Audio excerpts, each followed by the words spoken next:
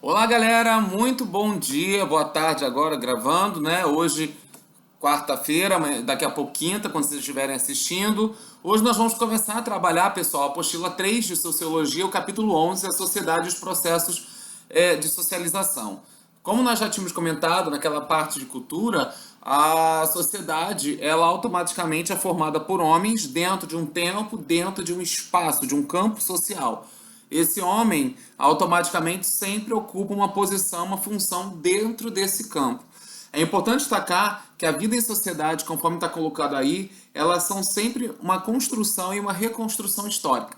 Porque a forma como o ser humano age, exerce uma influência ou sofre uma influência do seu contexto, ela sempre será um processo histórico, um processo social, dinâmico, complexo, marcado por profundas interações entre diferentes grupos sociais ou ainda entre diferentes pessoas. Então, por exemplo, a forma como o ser humano se organizava na Idade Média será totalmente diferente, por exemplo, como o homem na Idade Contemporânea. Por quê? Porque são formas de se organizar a economia, a política, a sociedade, a cultura e as instituições totalmente diferentes. Por isso que nós temos que tomar um grande cuidado para, nesse ponto, não cometer um anacronismo, de começar a achar que todas as formas de convivência na sociedade, né, a vida em sociedade vão ser similares, quando na verdade elas nunca serão. E um ponto que é importante é que quando o homem ele automaticamente assume a sua posição dentro do seu campo social, ele começa a desempenhar suas habilidades, suas competências, as suas especializações adquiridas em prol da sua sociedade, porque ele se assume dentro dessa sociedade enquanto ser vivente, enquanto ser integrante participante da mesma. A apostila de vocês, pessoal, trouxe um ponto que é interessante, que diz que o convívio social não é uma exclusividade humana, de fato. Se você pegar, por exemplo, a abelha ou ainda pegar a formiga, elas conseguem também viver em comunidade. O que difere o meio animal do nosso, lembrando que também somos animais, é justamente o fato de tanto a abelha como uma comunidade, por exemplo, de formigas, elas não são seres racionais, né? São seres irracionais, diferentes de nós que produzimos cultura, conseguimos colocar em prática nossa racionalidade, nossa emoção.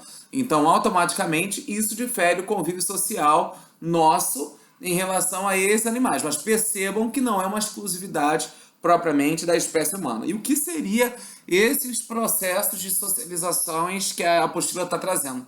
Seria justamente as diferentes formas de interações entre um grupo social e o outro. Então, por isso que nós temos duas formas de processos de socialização: o processo de socialização primária e o processo de socialização secundária. Então, quando nós estamos falando de um processo de socialização primária, o primeiro grupo a transmitir um processo socioeducativo a nós é a nossa família. Nossos pais, seja pai, mãe, avô e avó, tio, tia, padrinho, madrinha, irmão, irmã, é justamente a família, no seu seio, no seu ventre social, é responsável por nos transmitir o afeto, o amor, o carinho, os princípios educativos de como se postar e de se como comportar dentro daquele espaço, daquele campo social e também fora dele. Então, a primeira forma de transmissão de uma cultura, de um legado, de uma tradição, ocorre sempre pela nossa família. E daí nós chamamos esse processo de socialização primária. Diferentemente do processo de socialização primária, o processo de socialização secundária, ele vai se dar em outros grupos sociais diferentes da família. Então, por exemplo, o sindicato, na religião, na própria escola, porque são pessoas diferentes daquela que nós estamos habituados a conviver dentro da nossa casa, dentro do nosso lar. E aí, pessoal, é justamente nesse momento que nós começamos a fazer novas descobertas de convívios sociais ou ainda acabamos tendo contatos com novas organizações sociais, instituições, formas de conceber a cultura e os processos socioeducativos dos quais receberam. Mas tanto o primeiro processo de socialização primária como o segundo processo de socialização secundária acontece justamente pela interação entre o ser humano. Até porque você automaticamente não é um bicho do mato.